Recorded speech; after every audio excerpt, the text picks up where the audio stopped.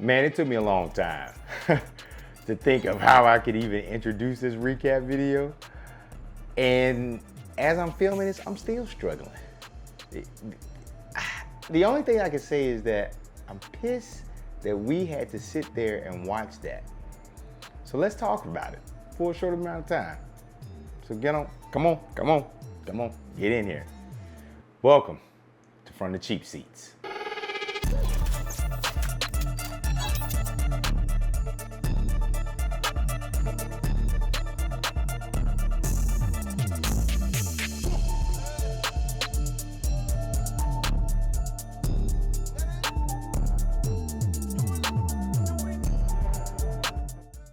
Welcome, glad to have you. I'm Bonafide, and this is From the Cheap Seats, the show where we preview and recap all the action from this Tennessee Titans season.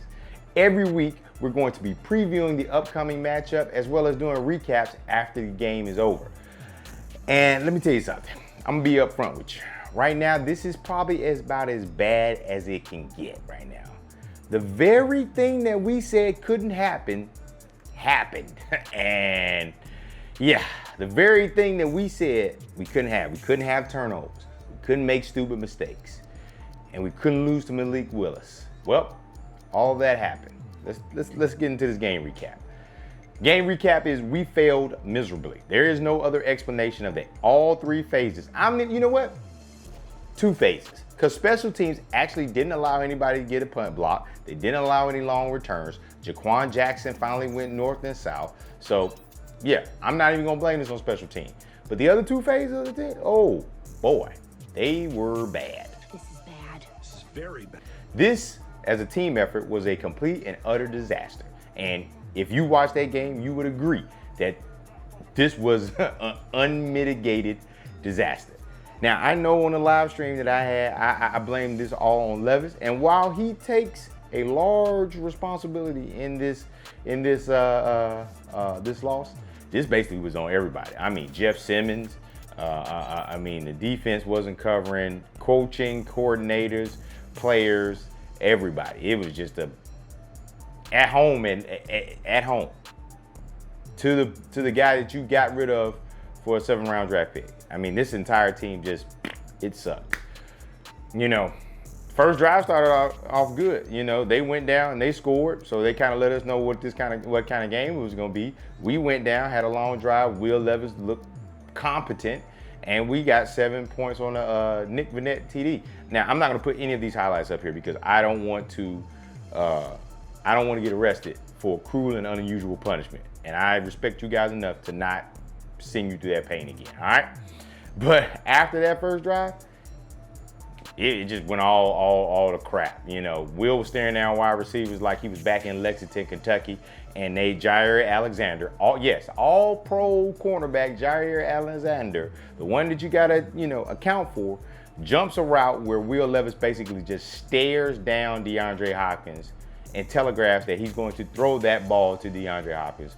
And one interception, and a couple of yards later, the Green Bay Packers are up 17-7. Yes, that is it.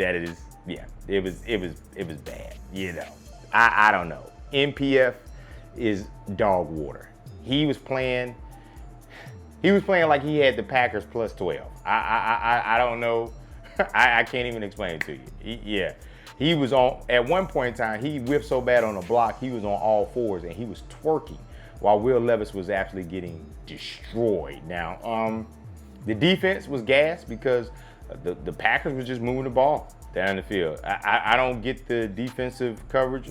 I mean, we sacked Malik 3 times, but it was just like, Malik was able to beat us with his arms and with his legs, and we still didn't force a turnover. So we're now 3 games without a turnover. It's almost like, I almost feel like, and I'm not a sports analyst, but I almost feel like they were playing zone because they thought they were going to luck up into a turnover. So we didn't turn the ball over. And like I said, all of the pressure was on us, on the Tennessee Titans. None of this pressure was on Malik Willis coming back, all the narratives that they were talking about, everything that everybody was talking about. None of that pressure was on him. And he came out and he played like it. I mean, he walked into Nissan Stadium and led the Packers to a dominating win. It was a rout. It wasn't even close. I don't care which numbers you're looking at or whatever. It wasn't even close.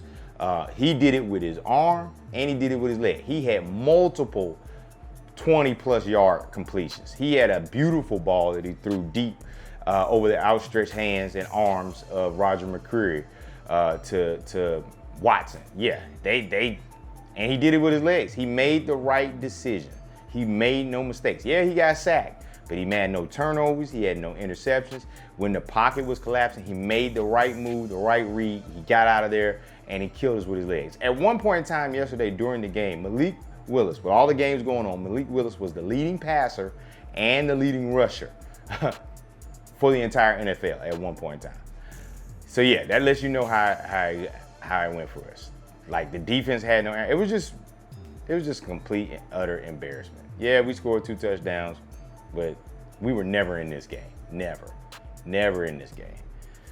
It's like, I'm not even gonna believe the point. We're 0-3 and we're headed to Miami for Monday Night Football. So let's talk about our players of the game. So for offense, we got DeAndre Hopkins. He has reemerged. He has 6 catches for 73 yards and a touchdown. He was averaging like 12.2 yards a catch. He gets the honors for the offensive side.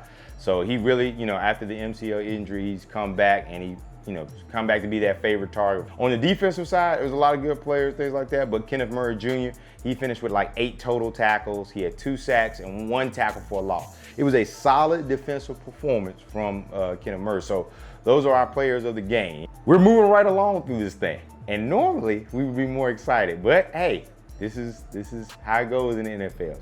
But if you're liking the content, we produce a lot of content. Make sure you lock in with us here at the section. I mean, it's got to turn at some point. So lock in with the section so you don't miss any of our live streams, our recap videos, anything that we do, all right? So our favorite part, where I get to express my feelings after sitting on this for bona fide thoughts. Now, I keep hearing people say that, well, if you take away the boneheaded mistake that Will Levis does, then he had a really great game. And see, that's the problem. Because you can't separate the good from the bad. Like, you can almost put your clock to it, your watch to it, that we're going to get a boneheaded play from Will Levis in every game. It's 3 weeks into the season, and we have had 3 quality memes for Will Levis. Like, there are accounts out there that are solely dedicated to watching the Tennessee Titans because they know Will Levis is going to do something dumb. And they have not been disappointed every game. So yeah, in the 3 games that we played, he's got 8 turnovers. He leads the NFL in turnovers. In those 8 turnovers, he's got 2 pick sixes. So you can't separate the good. Oh yeah, he threw a touchdown here. He's passing right here. He threw a laser beam to board. You can't separate those from the boneheaded fumbles, the strip sacks, the pick sixes, the interceptions, the throws in the double coverage. All of that, you can't separate. That is who you have as the quarterback. That's a complete package. And that package is terrible right now. It is terrible. Could he come out the funk? No, I don't know. He probably could. But I don't have any faith that he's ever going to be any more than what we are seeing right now. He has now had over 10 starts in the NFL. Over 10 starts. Everybody wants to compare him to Josh Allen. Well, after the first 10 starts for Josh Allen, he showed that market improvement. We are seeing Will Levis regress further and further and further every time he gets behind the center. There is no improvement. The numbers, the stats, the analytics, your eyes, everything is telling you this. So we must believe this. Like somebody put on Twitter, it's like, man, I wonder if somebody had tape on Will Levis when he was in college to see that he probably wasn't a good quarterback. And what was it? Now, I will preface this. It was a Vol account, but it was literally the exact same play in college that he did yesterday when we got a pick 6. He stared down the receiver, cornerback jumped the route, pick 6. I think right now we are stuck with him. I even called yesterday to say put Rudolph in the game, but that ain't gonna do us no good. So we stuck with Will Levis for the foreseeable future. So it is what it is on that one. The right side of this line is absolutely downright bad. NPF and Jalen Duncan are not capable of being NFL level quality tackles. It's not even Bill Callahan can turn them in there. NPF was on all fours at one point. All fours. And that led to him getting pulled. And then Jalen Duncan came in and showed us that it indeed can be much, much, much worse than NPF. So yeah, and that's what we got on the right side of that. So yeah, I don't even know what we do with that. Do we put Brunskill at right guard and then do what everybody's been asking for years now and put Radins as a tackle? I'm pretty sure that's not going to happen because this staff sees Radins as a guard. So yeah, I don't know. But right now, we can't keep trotting this out here because or we're gonna have 8 sack performance games by every defense that comes in here. I'm not going to spend a lot of time on this point. Treylon Burks is a burst. A burst, a bust, whatever you want to call him, he ain't good. And the quicker that everyone gets this idea into their head, including the people employed by the Tennessee Titans, the faster we can move on from this experiment. Full stop. All I'm going to say about that. Bright spot, J.C. Latham is doing very good at left tackle. Very good. I am pleased. That is one of the bright spots. And Tavondre Sweat, his snaps were bumped up again. They weren't able to run in the middle on us again. So I am happy with that. Those are building blocks that we have for the future. So that's a long bright spot. We can't be negative about everything.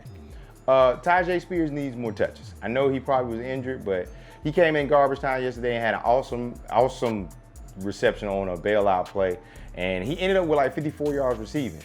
Him and to a certain extent Pollard, because the run game was non-existent yesterday, they need to be more involved with the offense. Less Treylon Burks and more Tyjae Spears and Pollard, all right? And speaking of people that are missing, Calvin Ridley, the same guy that ran for a touchdown and caught a touchdown the week before. 3 targets, 1 catch. We got to get him more involved. Like there are plays in the game for him to be there. Now, this is probably on the quarterback, so here, but I mean, DeAndre Hopkins and Calvin Ridley are a good 1-2 punch. We need to get them involved. And I guarantee you that this week later on, you're going to see all 22 tapes of them doing just that, being wide open. I think Zach Lyons posted a tweet, I might post it up here, about the average NFL separation rates for wide receivers and how every one of our wide receivers last game was getting separation. They just weren't getting the ball. So, again, that's a QB problem. And the last point I got, Big Jeff got to be better, man. This is the second game where he's had a penalty that's cost us points. Now, I know he's acknowledging it, things like that, and it may be frustration, but we need better from our veteran leadership. I know he can be better. He had a good game, had a sack, had 4 tackles, things like that. But the penalty that he had on special teams, literally, they missed the field goal, but because of the penalty, gave him a first down, and they ended up scoring 7. So he got to be better. He's got to be better. Especially as a leader and a captain on this team, he's got to be better. All right? So wrapping this video up, coming up on Monday night, we got the Miami Dolphins. And I don't know of a team that may be in a more dire situation than those Miami Dolphins. Like, they lost Tua to a concussion. He's on IR. Then yesterday, they tried out the backup, Skylar Thompson. He was hit with a rib injury, so they had to run with Tim Boyle. I don't even know who Tim Boyle is. I feel like I should know who he is, but I don't. So, yeah. Now, they do have Snoop Huntley, used to be the backup in Baltimore when Lamar was out. So he's on that stuff. So he might get some run this week, and he might be able to make something shake. So, but in all actuality, the NFL is probably trying to figure out how can they flex this game out of Monday night and just throw it on a random Tuesday and put us on the CW, because that's how bad this game is probably looking. And you know what? But it looks like, we're going to have to see it anyway. And yours truly, very well, depending on the weather, may be there in person to see this unmitigated disaster on the road. So, but we're going to dig into that more later on this week. when I pulled myself out of this pit of despair that the Titans have me in right now. All right, so make sure you check out our website, www.section240. Get some merch. Maybe that'll make you feel better. It'll make me feel better. Don't forget about it. We are less than 100. We are 100 subscribers away from our 1K Oilers throwback giveaway. Just got to be a subscriber to be entered.